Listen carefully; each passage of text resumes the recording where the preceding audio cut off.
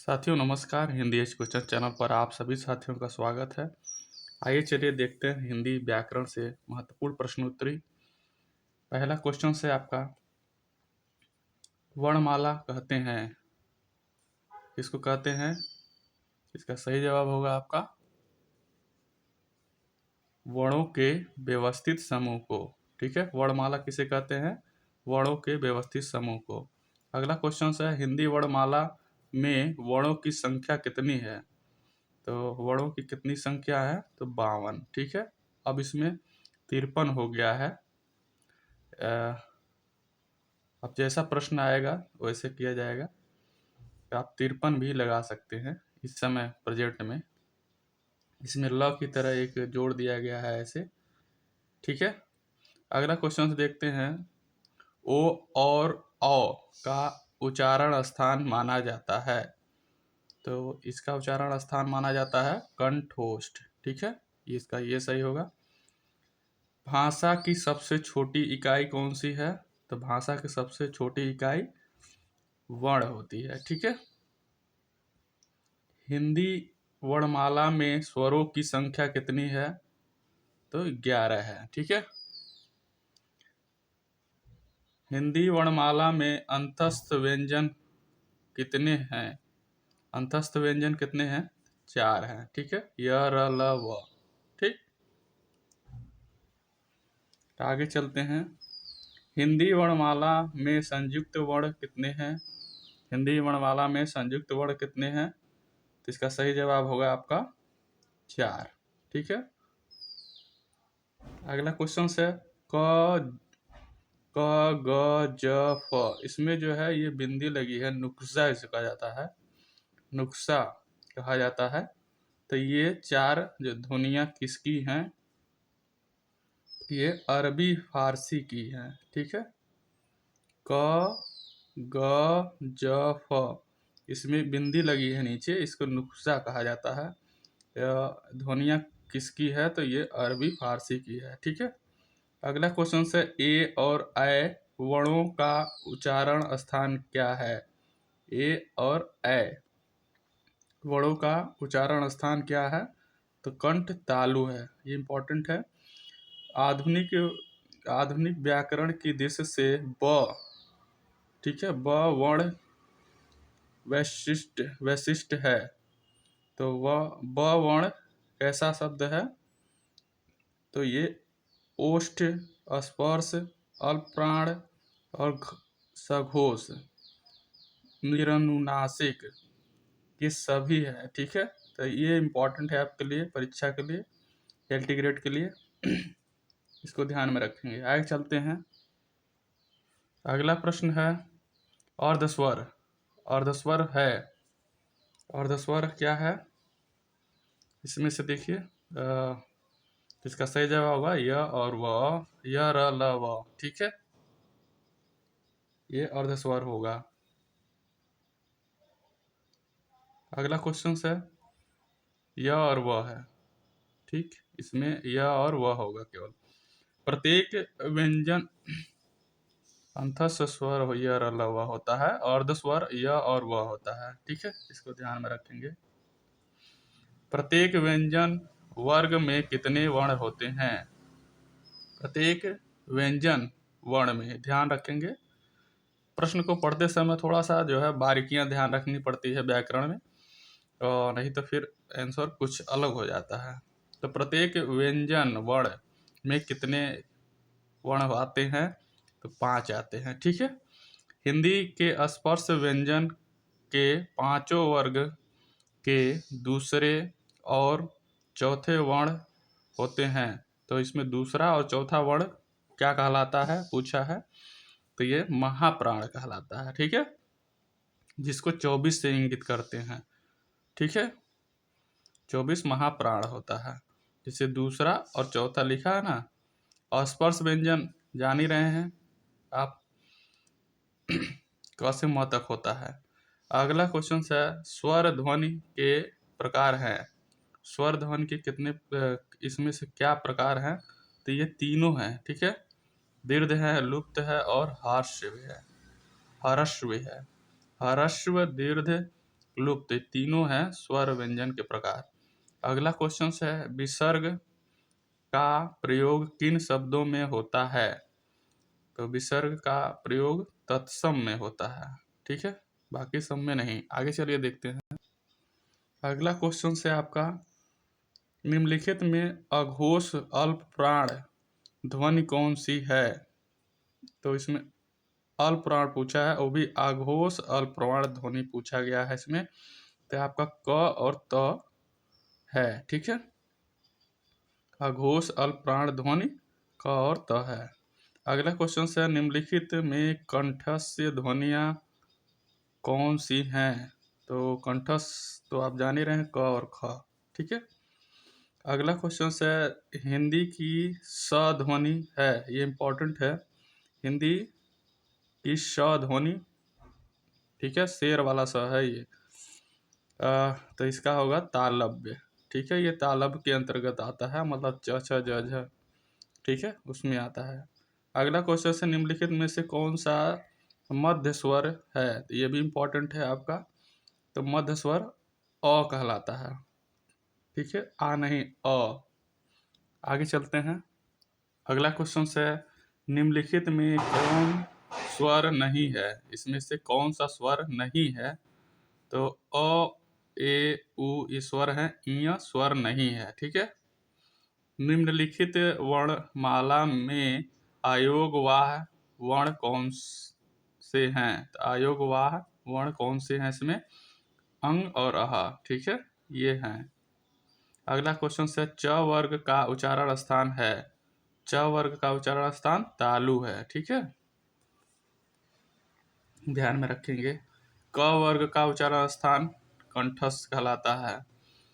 अगला क्वेश्चन है वर्ग के तृतीय चतुर्थ तथा पंचम वर्ण को किसके अंतर्गत रखा जाता है? तो यहाँ 3, 4, 5 यानी 300 3, 4, 5, ठीक है, 345 कोड होगा इसका, तो इसको सघोष कहते हैं, ठीक है। तीन, देखिए फिर से एक बार देख लीजिए, वर्ण के तृतीय चतुर्थ तथा पंचम वर्णों को किसके अंतर्गत रखा जाता है? सघोष, ठीक है। आगे चलिए देखते हैं कौन सा अमानक वर्ण है। इसमें से कौन सा अमानक वर्ण है?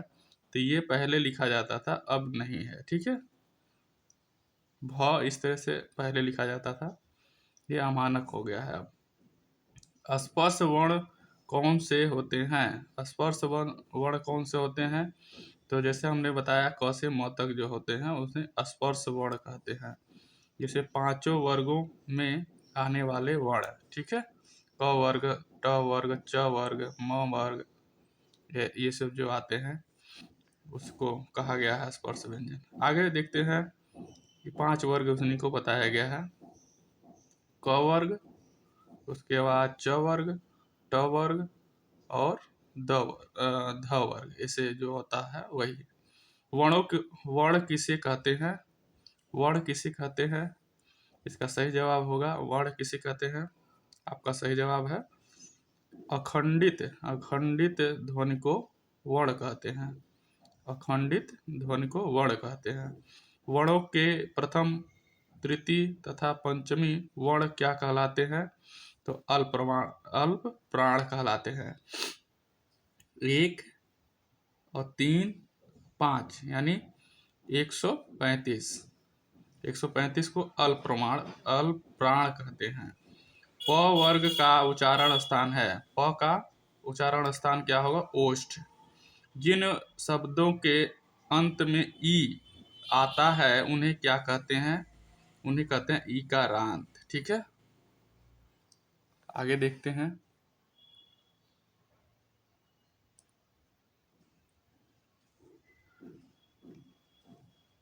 जिन शब्दों के अंत में ई आता है उन्हें क्या कहते हैं? ईकारांत कहते हैं। जिन शब्दों के अंत में री आता है उन्हें क्या कहते हैं? तो रीकारांत कहते हैं, रीका रांत कहते हैं। आगे चलिए देखते हैं। हिंदी में स्वतंत्र रूप से बोले जाने वाले अक्षर क्या कहलाते हैं? तो स्वर कहलाते हैं। हिंदी वर्णमाला में संयुक्त स्वर कौन से हैं? तो स्वर पूछा है यहाँ पर, तो ए और अ होगा। वर्ग के प्रथम तथा द्वितीय वर्ण क्या कहलाते हैं? तो अघोष यानी 12। निम्न में कौन सा व्यंजन पार्श्विक माना जाता है? ल। ठीक है, ये भी इम्पोर्टेंट है। अनुनासिक का संबंध होता है नाक और मुंह से। ज्ञा वर्ण किन वर्णों के सहयोग से बना है? तो ज और ञ से बना है। अगला है आपका ल का उच्चारण स्थान है। तो ल का उच्चारण स्थान दंत है। ये वेरी वेरी इंपॉर्टेंट है आपका। ठीक है, दंत है।